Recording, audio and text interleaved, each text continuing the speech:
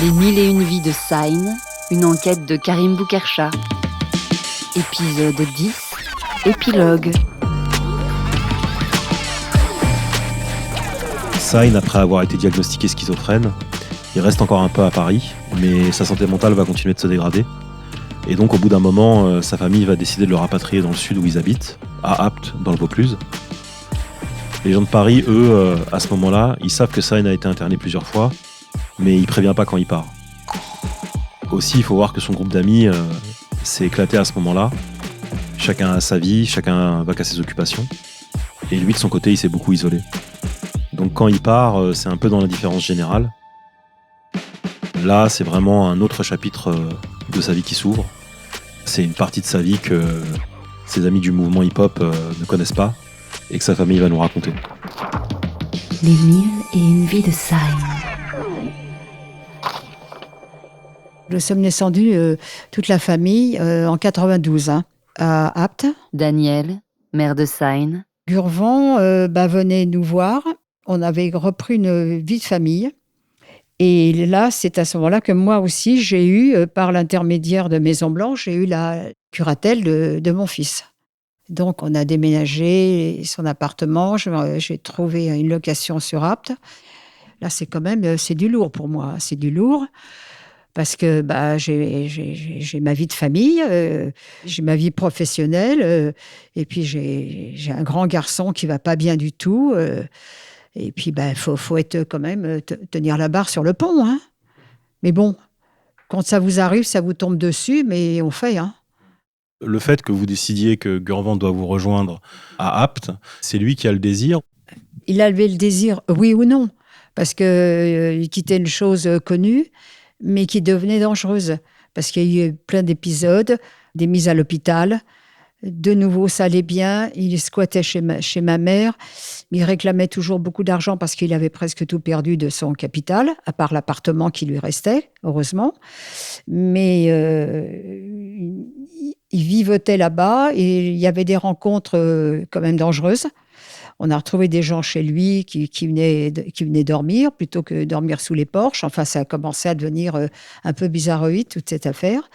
Et avec mon mari, on a décidé de le maintenir à côté de nous, au moins un peu surveillé, avec le médical qui était à côté. Et ce Apt, à un moment donné, il a vécu avec nous. Et après, je lui ai trouvé un appartement, pas loin de chez nous. Il venait déjeuner à la maison, dîner à la maison. Enfin bon, là, c'est un autre passage de sa vie. C'est le passage de la maladie, si tu veux. C'est les services sociaux. C'est la descente aux enfers. Puis tu sais, je veux dire, les médecins et tout ça. Je ne sais pas qu'ils s'en fichent, mais c'est comme si c'était peine perdue, quoi. Tu vois, j'ai bien vu tout ça. Hein. On atténue les symptômes, mais la psychose, tu ne la guéris jamais. Tu peux empêcher que ça se dégrade, tu vois. Mais la maladie, elle est là. Ce qui m'inquiétait, c'est que les amis aient pu penser qu'il avait pas une famille aimante autour de lui, tu vois. Ça m'a tellement, pas heurté, tu vois, mais ça m'a un peu interpellée parce que c'était pas du tout le cas. Quelque part, je me dis, j'aurais encore pu faire plus. J'aurais pu faire plus, mais alors Ève-Marie, elle me dit, mais maman, t'as tellement fait, tu veux pas savoir. Non, mais je te raconte même pas. Et je me disais, bon, écoute, hein, pleure pas, tout va bien, allez, continue. Tu vois, j'étais vraiment... ah oui, j'ai eu des moments assez pénibles. Hein. Je ne veux pas savoir à quel point t'es impuissant. Parce que moi, sachant quand même que c'était très, très dur, cette maladie, j'ai toujours pensé que j'allais en sortir, tu vois. Il aurait fallu peut-être qu'il prenne plus conscience de son état. Il ne se sentait pas vraiment malade, lui, tu vois. Ben oui, parce que tu ne te sens pas malade. Hein. Quand tu es schizo, tu ne te sens pas malade. Ça le dépasse. De toute façon, il y a les hallucinations. Et ça, moi, je l'ai vu dans son regard, dans sa peur. Il s'est réfugié un jour dans ma chambre. Il a ouvert le lit, il s'est mis dedans parce qu'il se sentait poursuivi. C'est quand même quelque chose qui est très dur à vivre.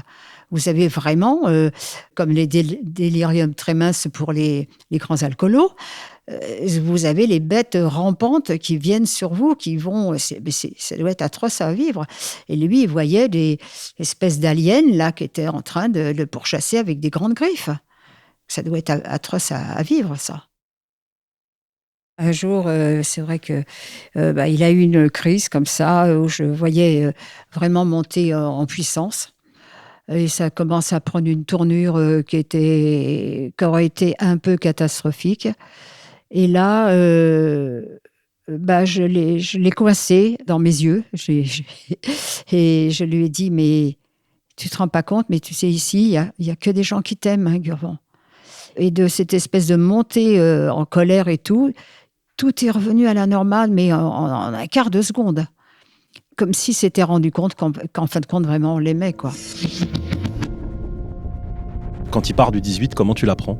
Je l'apprends pas. Leeds, graffeur. Un jour, on est parti taper chez lui, j'étais avec de Colt. On a été taper chez lui, bon, ça répondait pas, mais là, il était vraiment pas là. Et on y est retourné, je crois, 2 jours après. Tocol, il essayait de l'appeler. Et moi, des fois, je demandais dans le quartier, au gars du quartier, parce qu'il le connaissait aussi, tu vois. Et on disait, ouais, vous avez pas vu ça, ces derniers temps et tout. Non. Et puis au bout d'un moment, je sais plus qui c'est qui m'a dit qu'il vivait plus dans l'appartement. J'ai dit, il habite où ? Il habite plus à Paris, en tout cas. Et là, je savais pas où il était. J'étais surprise, c'est Sign, c'est qu'il n'a pas donné de nouvelles. John Wan, graffeur. Et je trouvais ça bizarre qu'il parte dans le sud. Il n'a jamais redonné de nouvelles à Paris. Une fois. Il a téléphoné en mai.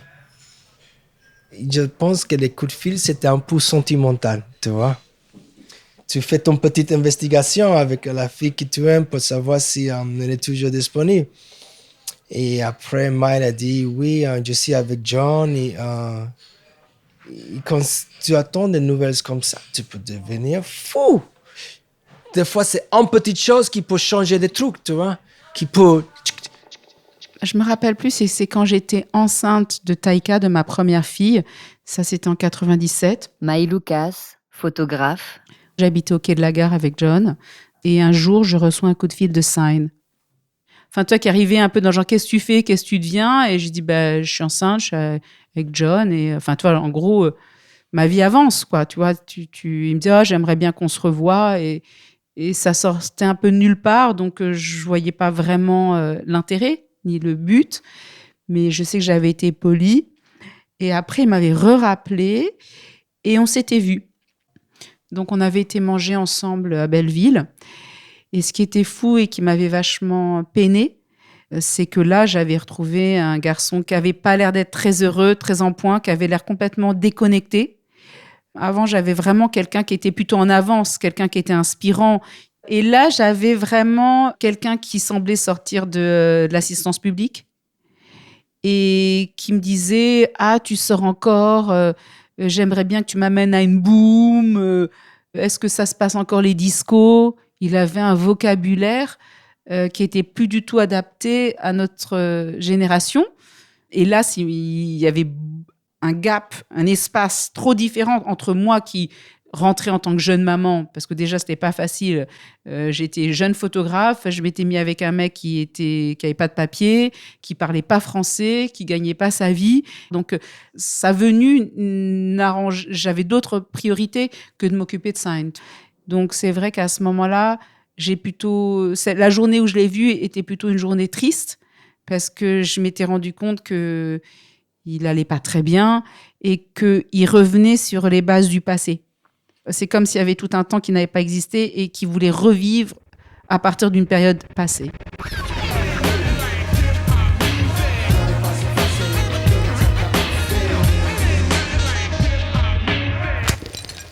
Est-ce que dans la période d'après, il a refait du tag ? Il a un peu tagué quelques murs, mais pas grand-chose. Il m'a fait un tableau, un grand tableau. Il allait au club de dessin. Tous les tableaux que Gurvan a fait ont été achetés. Et il faisait des choses très, très jolies, mais pas du tout dans le tag. C'était du figuratif. un magnifique arbre rose qui était là, posé comme une plume sur l'horizon. J'ai des choses qui étaient différentes du tag, complètement différentes. Sauf le tableau qui m'a fait, un grand tableau. Parce que je lui ai demandé, je lui ai dit, j'aimerais bien. Elle est allée acheter les bombes et tout. Puis voilà, puis il me l'a fait, ouais. Dans les bleus. Et c'est marrant parce que je l'ai mis dans le bureau. Et ben, tu me croiras ou pas, il devient de plus en plus bleu. Je ne sais pas s'il y a des pigments spéciaux. Quand même étrange, hein, je te jure. Hein. Et ça veut dire aussi brillant. Hein. C'est quelque chose qui brille, c'est pas comme une étoile, quoi. C'est une des interprétations de Sign.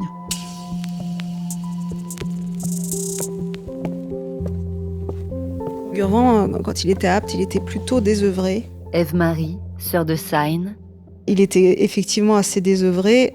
Il graffait plus, en tout cas pas suffisamment pour que ce soit, on puisse parler d'une deuxième période artistique sur Apt. J'ai vu effectivement quelques tags dans la ville, mais ça restait anecdotique. Et puis on se voyait, voilà, il venait de temps en temps à la maison.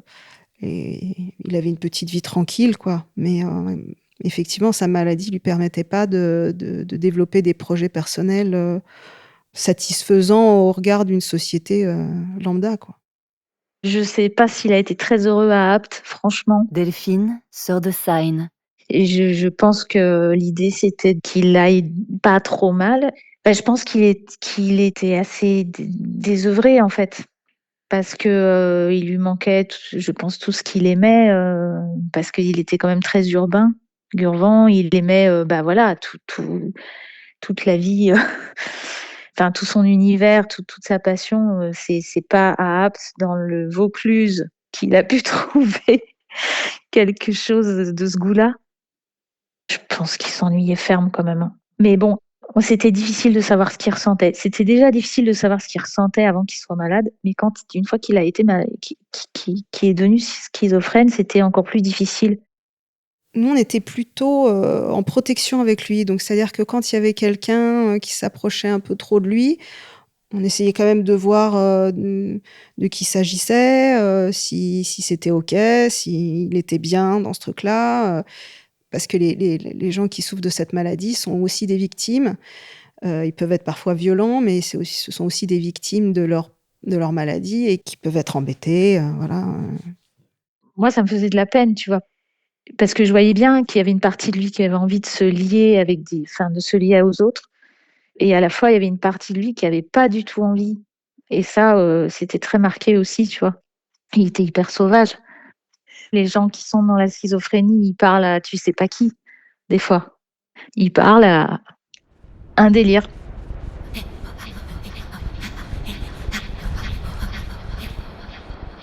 J'étais assez intimidée par la maladie, moi. J'étais un peu, enfin pas intimidée, mais j'arrivais pas vraiment à saisir le mode de fonctionnement tant que lui n'émettait pas une proposition relationnelle. C'est-à-dire que à partir du moment où lui, il m'interrogeait ou il rigolait, là, j'allais tout de suite dedans. Mais en fait, lui était tellement fermé que j'avais un peu, j'avais peur en fait. J'avais peur de pas dire la bonne chose au bon moment et de le contrarier, et de créer une situation conflictuelle et de pas être en mesure de la gérer correctement. Puis j'avais pas les codes et puis à l'époque c'était une maladie qui était mal connue, qui était mal véhiculée. Donc bon, moi j'avais pas forcément le mode d'emploi, quoi, tout simplement. Tu disais que le seul endroit où vous parliez plus tard, c'était sur le côté musique. Par rapport à la musique, il voulait toujours s'assurer qu'on travaillait bien notre instrument. Pour lui, c'était important et c'était un peu le lien, je pense qu'il arrivait aussi à trouver avec ses sœurs, parce que Delphine fait du piano, moi je joue du violon. Et je pense que ça devait pas être si simple que ça, quand on est malade, d'arriver à trouver du lien. Et que ça, c'était la voie royale parce que ça lui parlait. Comment arrive son décès ?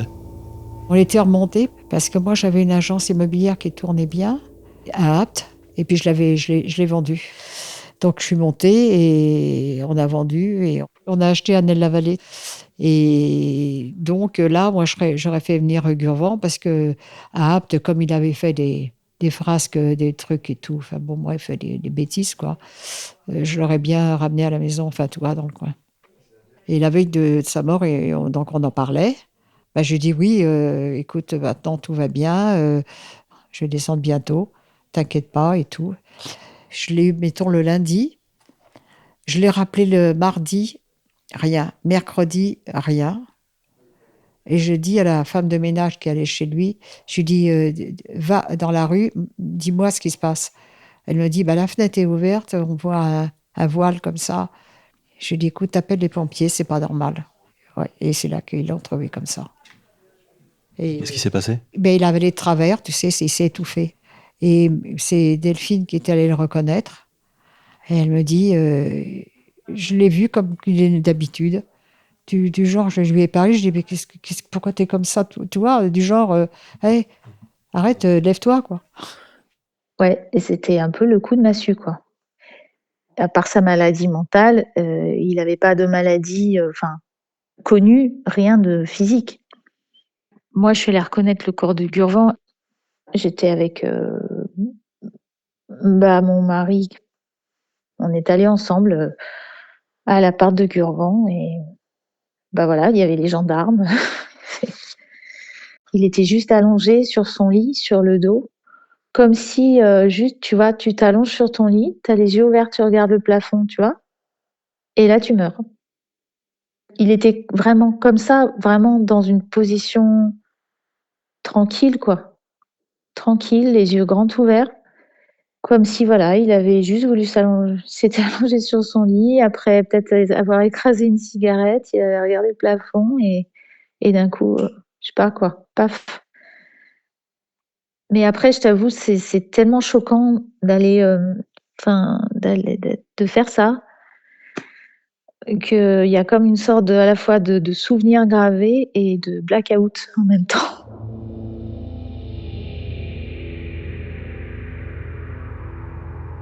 Moi, j'ai appris le décès de San en discutant sur Facebook avec Armen Davasjan, qui me disait que San était décédé. Je lui ai dit non, c'est pas possible. Leeds, graffeur. Et moi, j'avais encore des numéros de téléphone, mais en fait, ils ne fonctionnaient plus parce que dès qu'il me l'a dit, j'ai paniqué. J'ai fait des numéros mais qui ne fonctionnaient plus.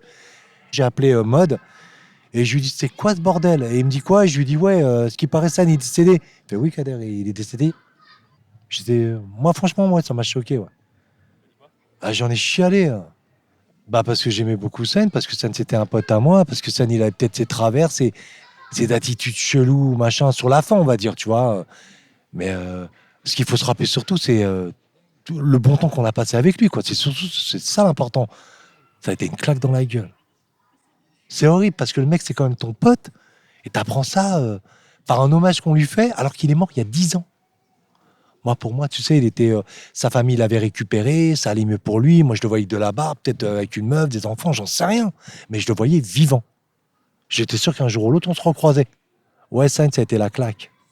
Ça fait loin quand même, 10 ans, merde.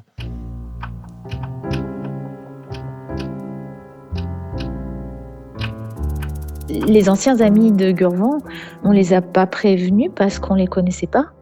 Sinon, on les aurait prévenus. Delphine, sœur de Sain. Il n'y a pas de pont entre eux et nous du tout, et il n'y a jamais eu de lien entre les uns et les autres. Il a été incinéré, Gurvan.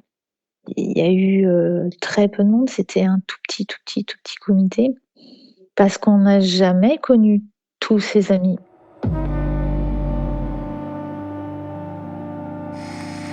Vers la fin de mon enquête, j'avais le sentiment d'avoir réussi à retracer les grands mouvements de la vie de Sain, celle d'un jeune homme passionné, qui avait vécu sa passion à fond dans les années 80 et qui finalement n'avait jamais vraiment accédé aux années 90-2000. Mais il restait un flou très important, c'est qu'est-ce qui avait bien pu se passer lors de cette année passée à New York quand il enregistre les morceaux avec les Ultramatic MCs. Donc j'avais en vain essayé de les contacter par plein de moyens différents, notamment par le biais d'un ami qui s'appelle Junkie, qui est producteur de musique et qui a collaboré avec eux. Pendant 1 an, je n'ai fait que harceler Junkie pour qu'il harcèle les ultras pour qu'ils parlent. Et les ultras, pendant 1 an, n'ont pas cessé de le mettre dans le vent. CJ, lui, on l'a pas eu. On est sur le chemin. J'ai remis encore une couche, je remets encore une couche.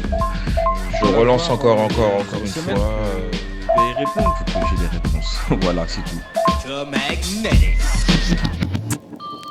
À force d'esquive, moi je me posais la question de me dire, mais en fait finalement, est-ce que ce que pensaient les amis de Sign à l'époque, à savoir que les mecs avaient abusé de lui avaient pris beaucoup d'argent pour enregistrer ses morceaux, lui avaient peut-être vendu de la drogue, lui avaient peut-être fait en prendre, etc. Est-ce que c'était vrai ? On allait conclure l'enquête sans savoir ça, et moi ça c'était pas possible quoi. Du coup, je me dis bon vas-y, je vais essayer d'envoyer moi-même des messages. Je me rappelle très bien que j'envoie des mails pendant toute une nuit. Et là, dans le mail, je joue carte sur table. En gros, je leur dis, voilà, Sign est mort. Il a eu une maladie mentale pendant toute la seconde partie de sa vie. On fait ce documentaire pour sa famille et ses amis pour qu'on sache ce qui s'est passé. Même si ce qui s'est passé à l'époque est pas très cool, bah racontez-le nous quoi. Donc vraiment, là, je lance mes dernières forces dans la bataille. Je me couche et à peine que je me couche, donc il est 5h du matin, que j'ai Messenger qui bip. C'est 7J, donc le producteur des Ultramatic MCs, qui en gros me dit je suis dévasté d'apprendre cette nouvelle. Sign était une très bonne personne qui a pris un mauvais chemin. Je discute avec lui par Messenger et on arrive à caler une interview pour qu'il nous raconte enfin ce qui s'est passé. Donc là, je demande à Kay, qui était aussi un ami de Sign, qui parle bien mieux anglais que moi, de m'assister dans l'interview. Et on appelle 7J une fin d'après-midi à Paris. Hello, Seji. Yeah. Peux-tu me dire comment tu as rencontré Sign et quand? Je crois que Sign m'a contacté par téléphone. CJ, rappeur des Ultramagnetic MCs. Je me souviens pas exactement, ça remonte à longtemps. Je pense qu'il m'a appelé et que je lui ai expliqué comment me rejoindre. Et voilà quoi. Je pourrais pas te dire l'année exacte, mais c'était il y a pas mal de temps. Ouais, je recevais souvent des appels de ce genre. Il m'a dit qu'il n'était pas des États-Unis, et etc. quoi, qu'il voulait faire une collaboration avec nous.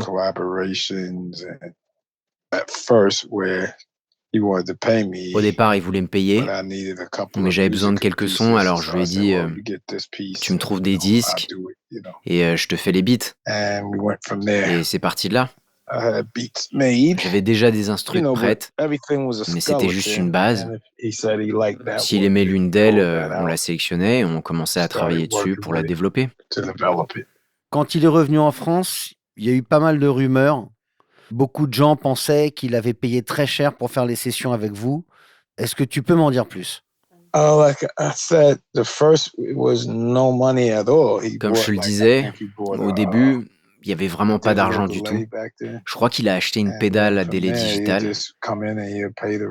Après, il venait en studio, il payait le tarif normal, qui était d'environ $35 de l'heure. Sign était tellement cool qu'il arrondissait à $50 de l'heure, juste par générosité. Et là, quand on t'a renvoyé les sons et que tu les as réécoutés, qu'est-ce que t'en as pensé? C'était le son ultra. Comme les sons étaient abstraits, on voulait en faire un truc totalement abstrait. Quand il est à New York et qu'il commence à vous appeler et passer vous voir pour bosser sur les beats, est-ce qu'à côté de ça, vous passez du temps ensemble? Sign avait l'habitude de rester à la maison pour chiller. Ma mère faisait la cuisine pour lui. C'est pour ça que ça m'a fait mal quand il a eu ses problèmes. Parce que c'était comme la famille, quoi. Et Sign connaissait Kool Keef? Ouais. Il connaissait Tim Dog. Il connaissait tout le monde. Sign était juste lui-même. Il était cool. Il se fondait parfaitement dans le décor. Il était très ouvert. C'est pour ça que quand il a chuté, ça a été dur, parce que on lui disait « Hey, Sign, fais pas ça ». Et il répondait « Non, je veux le faire ». Donc, quand ses parents ont réussi à nous contacter pour le retrouver, Pour le ramener en France, c'était un vrai soulagement. Qu'il s'en soit sorti, quoi. C'était dur de voir qu'il passait d'un mec qui rajoute de l'argent pour les sessions en studio à donne-moi de l'argent pour du crack. C'était vraiment brutal, quoi. Et bien sûr, on pouvait pas cautionner ça. Il a rencontré les mauvaises personnes. C'est New York.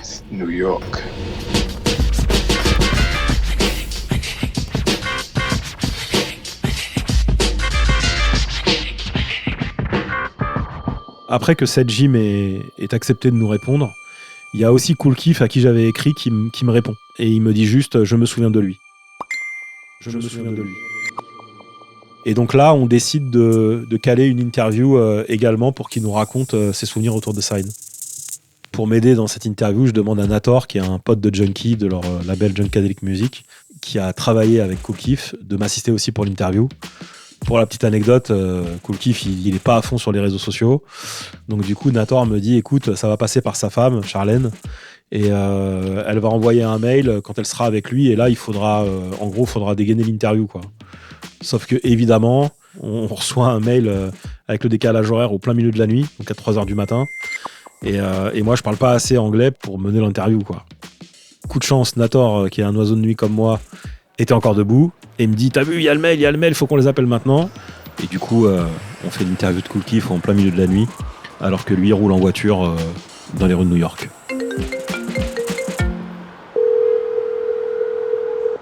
Ok, Keith. Quel est le premier souvenir que tu as de ce type? Est-ce que tu te souviens de lui? Je me souviens qu'il était toujours dans les parages. Il adorait faire les magasins de basket et chercher des disques. Puis il me faisait découvrir des trucs. C'était un gars qui aimait regarder les trucs liés au hip-hop.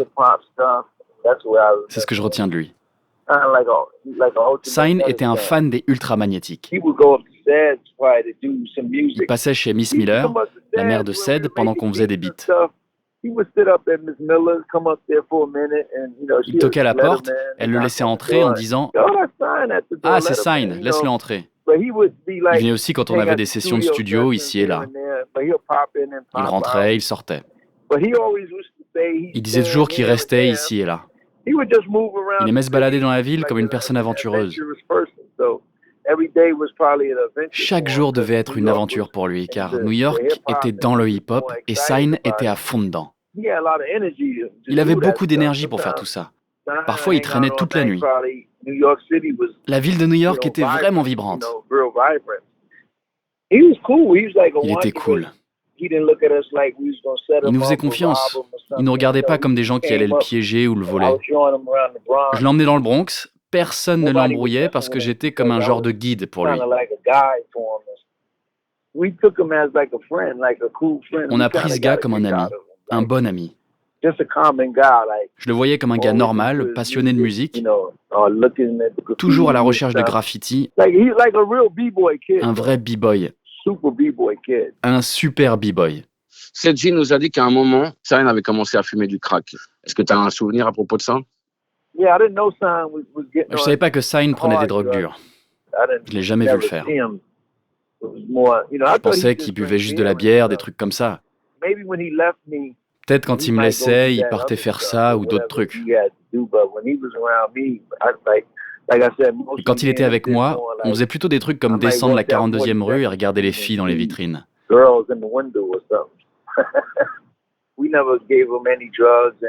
On ne lui a jamais donné de drogue. On s'assurait que Sign soit bien. On le voyait comme quelqu'un de cool qui vient d'Europe et qui était à New York. On le traitait comme un membre de la famille. On ne savait jamais quand il allait passer. C'était comme un vagabond qui était toujours ici et là. Est-ce que tu te souviens de la dernière fois où tu l'as vu? Est-ce qu'il t'a dit « Ok, je rentre, je retourne à Paris » ou est-ce qu'il a disparu? Il a disparu.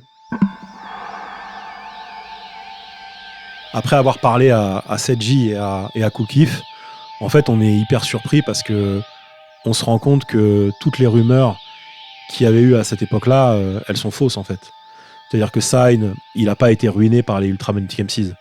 De la même manière que eux, ils étaient plutôt tristes pour Sign, que Sign se mette à consommer de la drogue Et en fait, un peu comme ses amis à Paris, eux-mêmes l'ont vu peu à peu sombrer.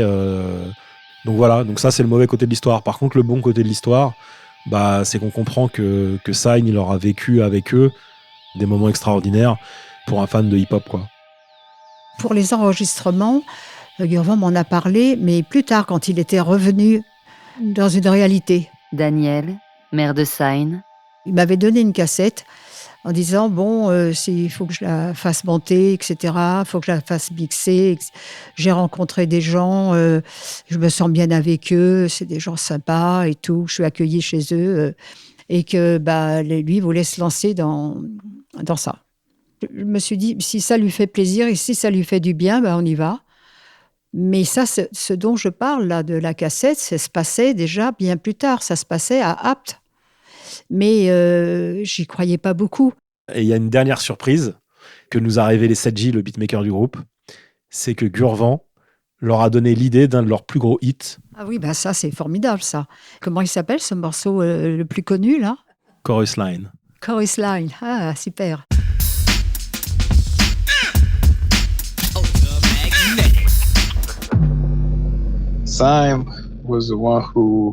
Sign est la personne qui nous a donné l'idée du beat pour The Chorus Line. C'est lui qui a sorti le disque de James Brown. D'abord, il voulait le faire. Et je lui ai dit, t'es pas encore prêt pour ce genre de beat. Faut que tu restes sur un style abstrait pour le moment jusqu'à ce que ton flow soit un peu plus affûté. Cause I'm ultra, and I'm a veteran with rhymes, 5,000 stacks and pounds.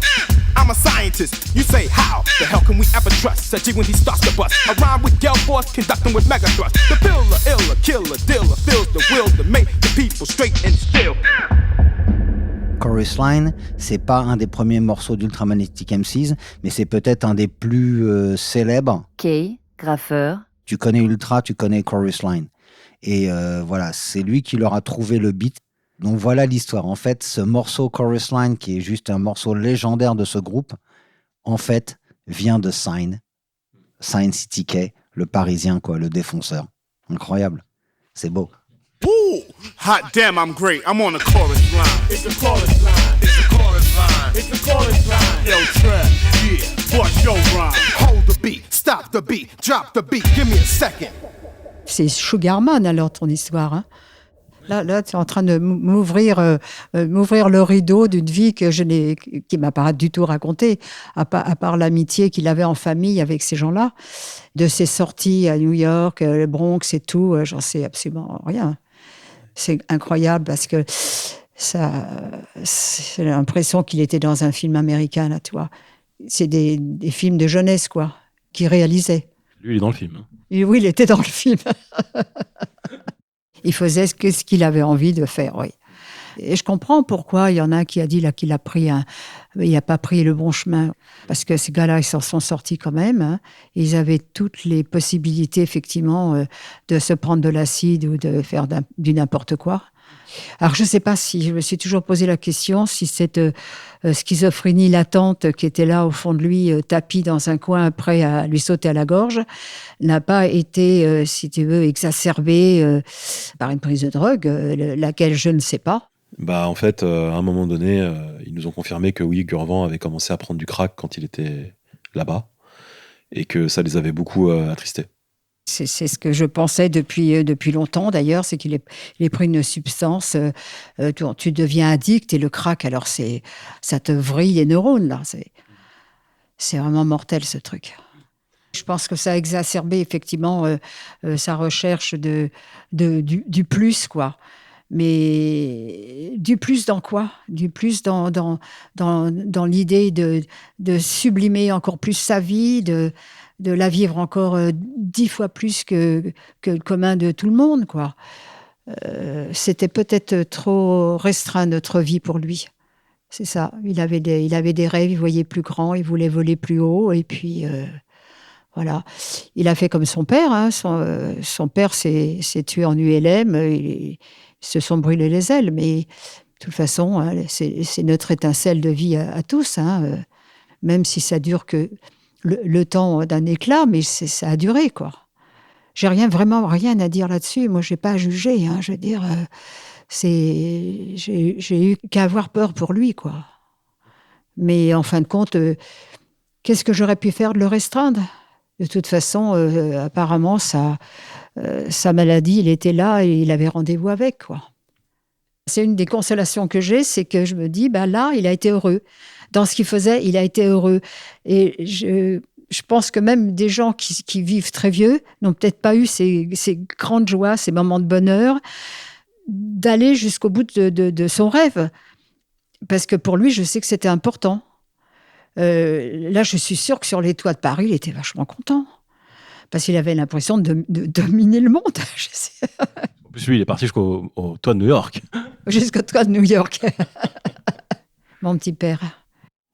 Qu'est-ce que tu retiens de cette partie de sa vie ? Et puis, pourquoi tu as voulu participer à ce travail que je fais Le fait que ça touche Gurvan, ça fait énormément plaisir. Tu sais, de le retrouver comme ça, à travers les témoignages, c'est énorme pour moi. Ah ouais, ça fait énormément plaisir, tu imagines un peu. Parce que c'est tout un moment de sa vie que j'ai pas connu, j'ai pas abordé tout ça, moi, tu vois. Et je veux comprendre, si tant est qu'on puisse comprendre. La psyché de quelqu'un, c'est pas facile. Mais bon, le devoir de mémoire. Puis je crois que ça fait plaisir aussi aux filles parce qu'il y a comme un manque. Et c'est vrai que c'est important. Moi, je retiens des choses très très fortes d'amour, de partager, de plein de choses. Mais moi, je retiens tellement de choses, tu vois, sensibles avec lui, ouais. Non, mais il était adorable. Ah, c'est comme ça. Ce qui me reste, c'est cette liberté que lui a réussi à toucher du doigt, parce que visiblement c'était viscéral. Ève-Marie, sœur de Saïn. Et que toute cette communauté de graffeurs avait ce même feu sacré, et c'est ça qui les réunissait en fait. Et surtout, moi je suis surtout ravie qu'il ait eu des années aussi merveilleuses pour lui, parce qu'il a fait ce qu'il voulait, parce qu'il était heureux de faire ça. Et qui s'était trouvé apparemment des bons potes. Et ça, c'est bien, quoi.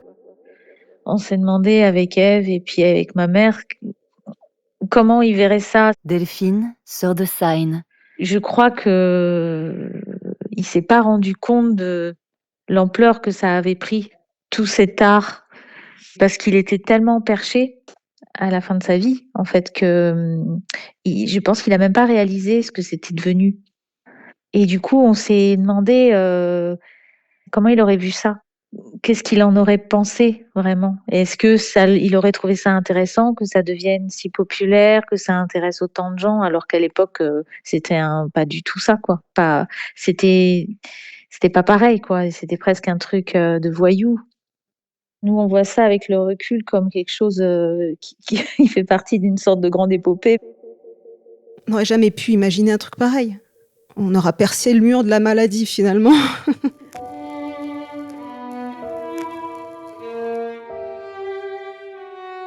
Quand tu m'as proposé de créer un morceau pour rendre hommage à Gurvan à travers ce documentaire sonore, c'est vrai que ça n'a pas été très très simple, parce que j'ai un rapport à la composition qui est assez naturel, et c'est vrai que j'ai mis un peu de temps. Mais en fait, je l'ai conçu comme un dialogue. T'as comme deux voix, une voix aiguë, une voix grave.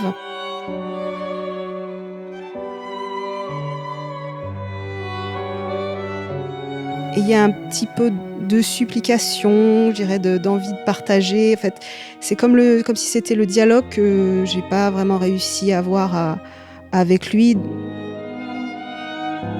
C'était pas simple, la communication, c'est un vrai point pour moi, c'est un vrai point qui est difficile pour moi dans mon rapport à lui, et c'est un grand regret. C'est de ne pas avoir eu la maturité à cet âge-là, d'aller le chercher, de lui dire, mais tu sais, je veux savoir ce qui te traverse la tête, je veux savoir ce que t'as, pourquoi, qu'est-ce qui se passe. Tu sais, c'est un peu comme T'as envie de le secouer, lui dire mais dis-moi ce qui va pas, et ça j'avais pas la force ni le courage de faire ça à cette époque-là parce que j'étais trop jeune, je savais pas. Et voilà, ce morceau c'est un petit peu ça, c'est ce dialogue que j'aurais aimé avoir avec lui, une sorte de requiem, d'hommage.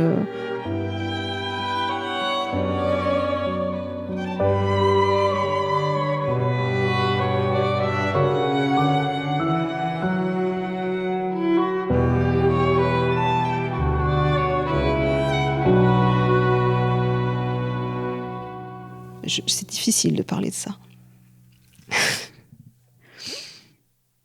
L'émotion, elle vient de où pour toi ? L'émotion, elle vient du fait que on refait pas le game. on peut pas revenir en arrière, on peut pas parler. Et cette musique, c'est ça pour moi. C'est peut-être avoir le dialogue que j'ai pas pu avoir avec lui. C'est un travail d'acceptation quand on a une personne qui n'est pas disponible, disposée, et qui ne pourra pas, parce qu'elle ne le peut pas pour elle-même, donc elle ne le peut pas pour toi, ni pour sa mère, ni pour personne. Donc il faut accepter ça. Et c'est vrai que ce documentaire, ça permet... ça va me faire bizarre quand tout ça sera terminé, parce que... ça fait 2 ans maintenant que la porte s'est ouverte entre les deux mondes et que quelque part il est toujours un peu là depuis 2 ans, mais de façon plus concrète, plus sensible et dans une partie de sa vie qui était lumineuse. Peut-être, j'espère qu'il va pas falloir faire un deuxième deuil. C'est un hommage ce qu'on fait. Oui, c'est tout à fait, c'est un hommage. C'est une chance.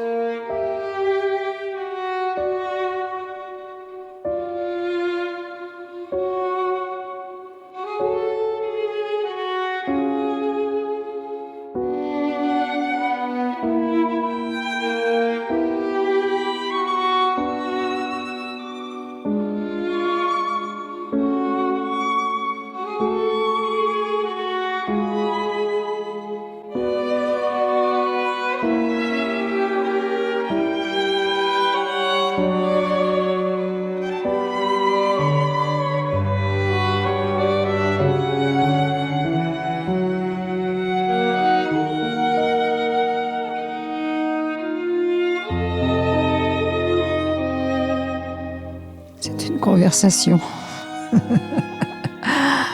entre gens qui s'aiment. Je crois qu'elle lui parle là, on lui parle, oui. Il a profité comme il a pu, pensant qu'il est heureux maintenant.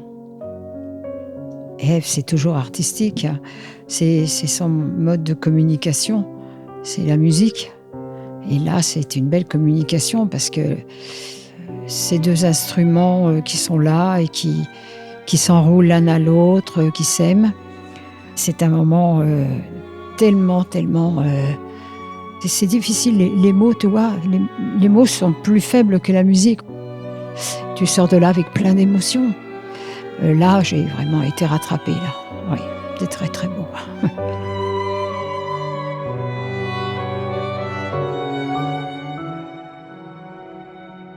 Si y avait un message aujourd'hui pour lui qu'on voulait lui envoyer. Je t'aime toujours. On dit tout, puis il y a tout ce qu'on dit pas.